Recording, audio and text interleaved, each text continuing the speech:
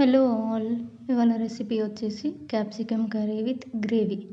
దీనికోసం కట్ చేసి పెట్టుకున్న క్యాప్సికమ్, ఒక పెద్ద సైజు ఆనియన్, పచ్చిమిర్చి.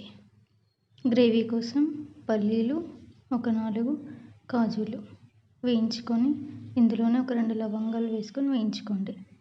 బాండీ పెట్టి నూనె వేసి దాంట్లో జీలకర్ర, ఆవాలు, పచ్చిమిర్చి, ఆనియన్ ఇవన్నీ వేసి బాగా వేయించుకోవాలి.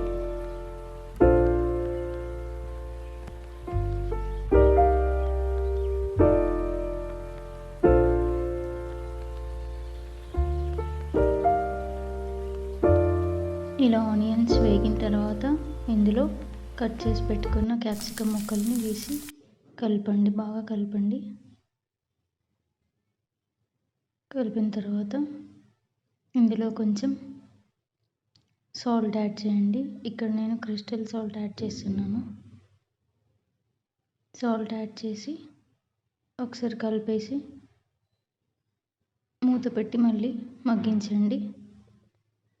ఇవి మగ్గేలోపు ఇందాక వేయించుకున్న పల్లీలు, కాజు ఉన్నాయి కదా, అవి మిక్సీ పట్టేసుకోండి.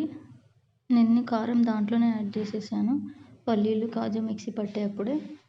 ఆ తర్వాత ఇవి వేగిన తర్వాత ఇందులో పసుపు, అల్లం వేసి మళ్ళీ ఒకసారి కలిపేయండి. కలిపేసిన తర్వాత ఇందులో ఆ గ్రేవీని యాడ్ చేయండి. యాడ్ చేసి కలిపేసి ఒక 2 మినిట్స్ మూత పెట్టేయండి. 2 మినిట్స్ తర్వాత